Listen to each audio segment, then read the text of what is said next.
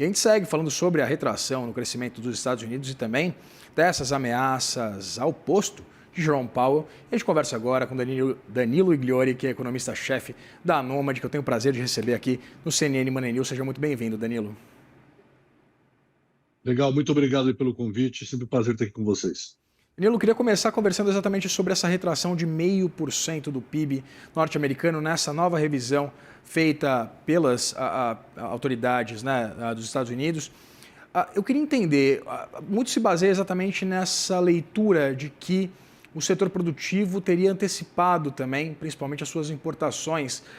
Mas eu queria entender exatamente como é que isso impacta o cenário interno da economia norte-americana e, evidentemente, também o bolso da população. Olha, eu acho que é exatamente isso, né? Fica muito claro que essa retração foi provocada principalmente por um aumento, vamos dizer assim, anormal, né, das importações, né? Então, para quem não é familiar com as contas nacionais, né, importação entra com sinal negativo na conta do PIB. E, claro, né, não tem nenhum outro motivo para que isso tenha acontecido, senão a antecipação de algo que não se sabia direito o que viria, mas que já estava claro, né, ou seja, o aumento de tarifas sobre importação. Então, importadores em geral, seja de produtos finais ou de insumos, antecipando ter que pagar mais caro pelos seus produtos, fizeram esse movimento, né? Uma boa parte da revisão, né, vamos lembrar também que nos Estados Unidos o PIB ele é anunciado em 3 ondas, né? Tem uma primeira prévia, depois tem 2 revisões. Essa aqui foi a última do primeiro TRI, então uma boa parte das revisões também está em cima desse número. O importante em cima disso, né, é fazer o filtro. Então, esse número em si, uma vez que ele reflete muito essa antecipação das importações, ele está poluído como sinal, vamos dizer assim, de termômetro do andamento da economia americana. Então, acho que mais importante do que o número em si, né, é olhar para a quebra desses dados e aí deixa a importação um pouco de lado e vamos olhar consumo, gasto do governo e investimento.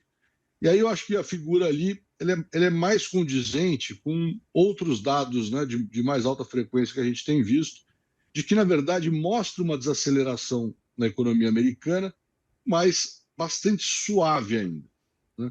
Claro, só para resumir aqui, sair de -2, que era o último dado, para -5, provoca, né, uma apreensão no mercado. Mas eu ainda acredito que, em termos de atividade econômica, a gente está muito mais atento aos dados de alta frequência até do que esses dados, essa revisão do PIB. Mas os dados no último trimestre de 2024, né, Danilo, trouxeram esse avanço de 2,4%, que se não estou enganado, né, que mostrando exatamente essa reversão de tendência, inclusive.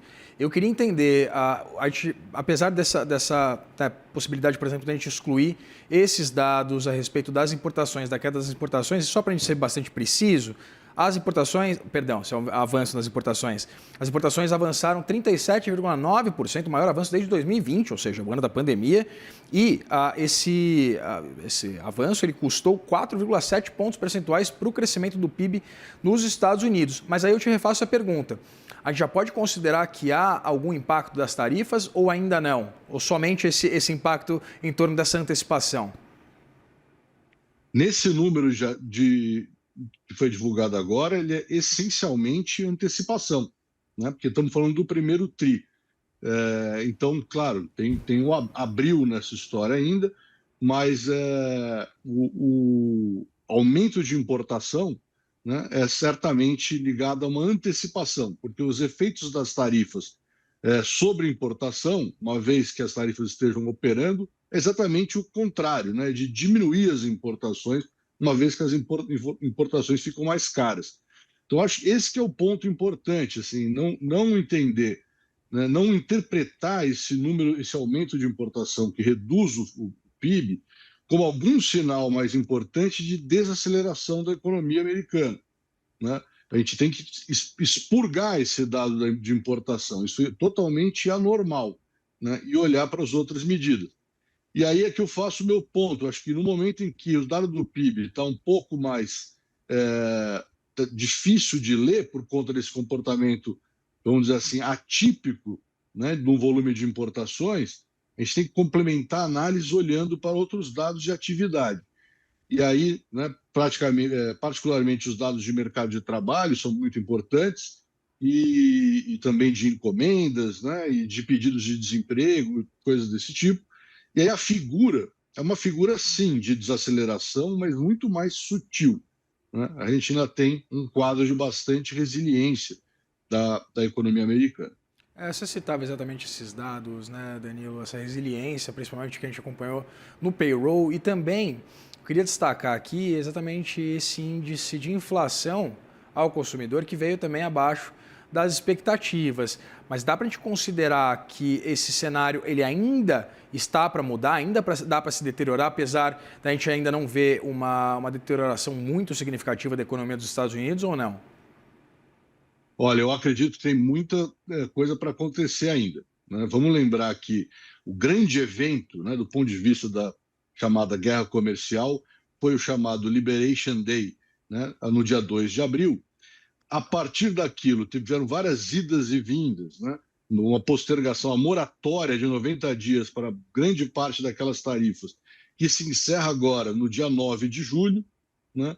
Desde então, tiveram movimentações, negociações com a China, negociações com a Inglaterra, mas é mais ou menos isso. Com a União Europeia, as coisas não avançaram tanto ainda. Então, ainda tem um cenário tarifário, né, que está muito incerto. E isso vai ser determinante para o que vem pela frente, né?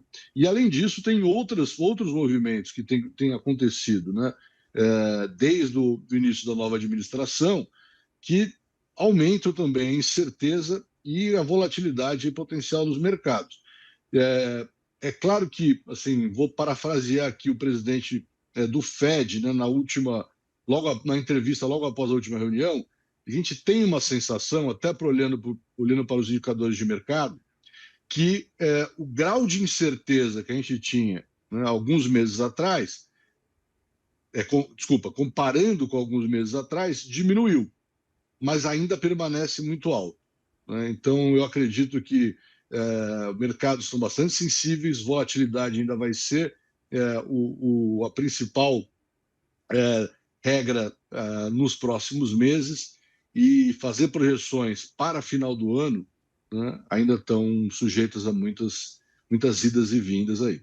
Pensando um pouquinho em política monetária, Danilo, exatamente com base em todos esses dados que a gente tem conversado, né? Tanto os índices de atividade quanto de crescimento da economia norte-americana, como também da taxa de desemprego, né? Da criação de novas vagas de emprego, pensando na inflação também, o que deve fazer o Federal Reserve? Porque há essa resistência por parte do Federal Reserve de tomar qualquer tipo de medida que possa ser considerada um pouco mais arrojada nesse momento de maior incerteza. A gente acompanhou essa pressão bastante significativa por parte de Donald Trump, né? Inclusive oferecendo a cabeça ou pedindo a cabeça de Jerome Powell por diversas ocasiões, xingando, sendo bastante, inclusive, deletério ali, indelicado, com o presidente da autoridade monetária dos Estados Unidos. O que a gente pode esperar para as reuniões, então, de julho e de setembro? Porque se antes havia uma expectativa de uma revisão dessa tendência do Federal Reserve apenas na reunião de setembro, a gente já pode esperar um início de corte de juros em julho ou ainda é cedo? Olha, acho que, assim, primeiro, dois comentários. Acho que o primeiro em cima dessas pressões, né, que têm vindo diretamente do presidente sobre política monetária, que até parece muito com o que a gente viu aqui no Brasil, né? Assim, uma personificação, né, da política monetária na figura do presidente do Banco Central, no caso deles, do Fed. Eu acredito que essas pressões atrapalham a vida aí dos técnicos, mas não vão surtir efeitos, até porque temos que lembrar que o presidente do Fed uma pessoa votante, né? Você tem todo um colegiado. Então, eu ainda acredito que o embasamento técnico vai nortear as decisões de política monetária. Agora, não está fácil, obviamente, né, calibrar a política monetária nesse momento, porque os balanços de risco aí apontam para um cenário, né, que, se não for exatamente estagflação, é algo que caminha nessa direção, ou seja, a gente vai ter, ao mesmo tempo, né, ou pode ter ao mesmo tempo mais inflação, né, e mais desemprego, isso deixa as autoridades monetárias numa situação difícil.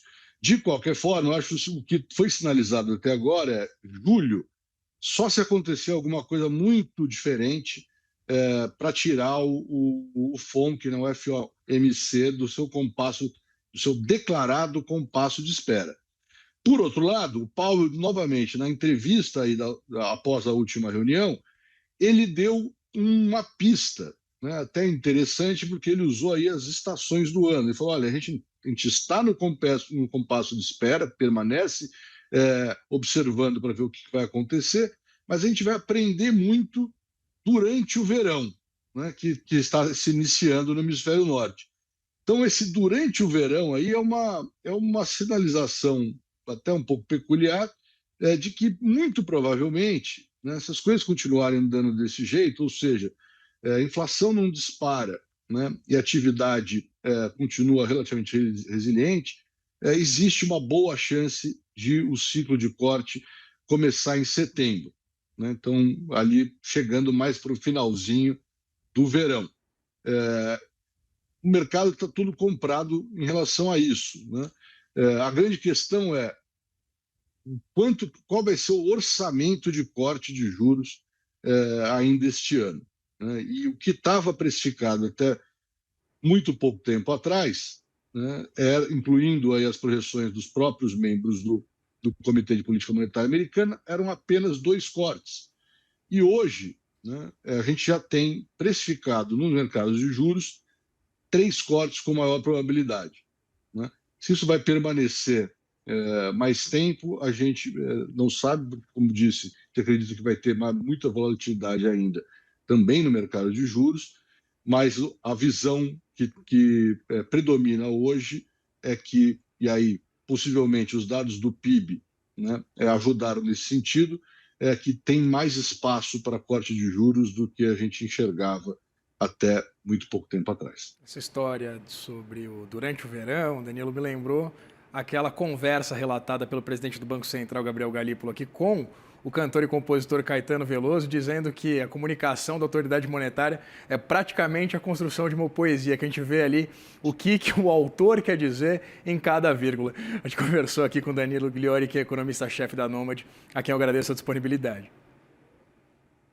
Muito legal estar aqui com vocês. Boa tarde a todos. Até mais.